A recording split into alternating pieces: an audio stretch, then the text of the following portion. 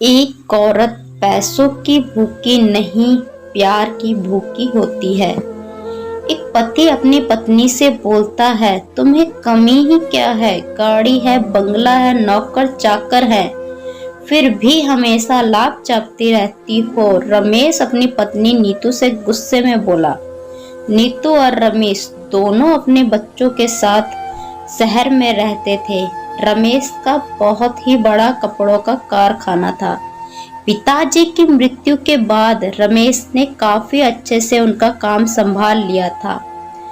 हमेशा अपने व्यापारी और कर्मचारियों से फोन में बात करता या तो वो कंप्यूटर में बिल बनाता। रमेश के लिए पैसा ही भगवान था। नीतू किसी बात के लिए फोन करती है तब भी रमेश फोन नहीं उठाता। या तो उसके पास समय नहीं होता या वो जानबूझकर नहीं उठाता था, क्योंकि उसके पास फालतू बात करने का समय ही नहीं था।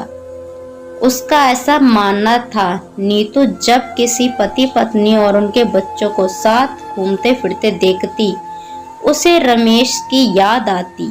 रमेश हमेशा अपने काम में इतना व्यस्त रहता कि अपनी पत्नी नीतू की ख्वाहिश को कभी समझा ही नहीं।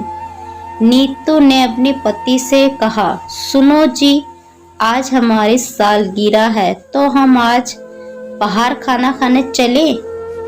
रमेश ने बोला, हाँ ठीक है, मैं रात को 10 बजे होटल पहुंच जाऊंगा। नीतू तो बहुत खुश हुई और अपने बच्चों के साथ 10 बजे होटल पहुंच गई। नीतू ने 10 से 11 बजे तक इंतजार किया, रमेश नहीं आया। 11:30 बजते ही रमेश आता है और कहता है, सॉरी यार, आज मैं लेट हो गया। नीतू का चेहरा पूरा उतर चुका था। वह होटल में लोगों के सामने तमाशा नहीं करना चाहती थी। नीतू की भूख मर चुकी थी, पर उसने अपने बच्चों को पहले ही खाना खिला दिया था। नीतू ने घर आकर बोला रमेश से कि तुम्हारा हर बार का यही नाटक है। आपके पास बीवी बच्चों के लिए तो समय ही नहीं होता। रमेश बोला, प्लीज तुम अब शुरू मत हो जाना।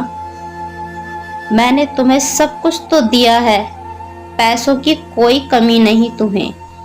पैसों से पेट नहीं भरता रमेश, इंसान को जीने के लिए प्यार और समय चाहिए होता है।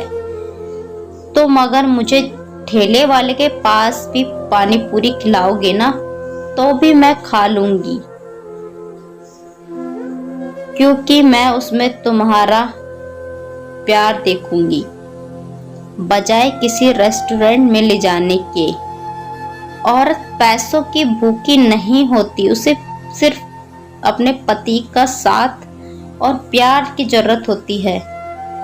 दूसरे ही दिन जब रमेश अपने कारखाने में पहुंचता है तो किसी कर्मचारी की पत्नी का देहांत हो जाता है और वह काम पर नहीं आ पाता।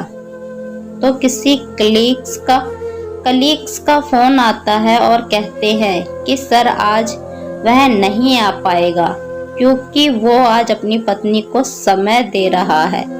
उसकी पत्नी हर बार यही कहती थी कि तुम्हारे पास मेरे लिए बिल्कुल भी समय नहीं है, तो इसलिए वो अपनी पत्नी को आज समय दे रहा है। अब क्या फायदा इस समय का, जब इंसान ही ना हो।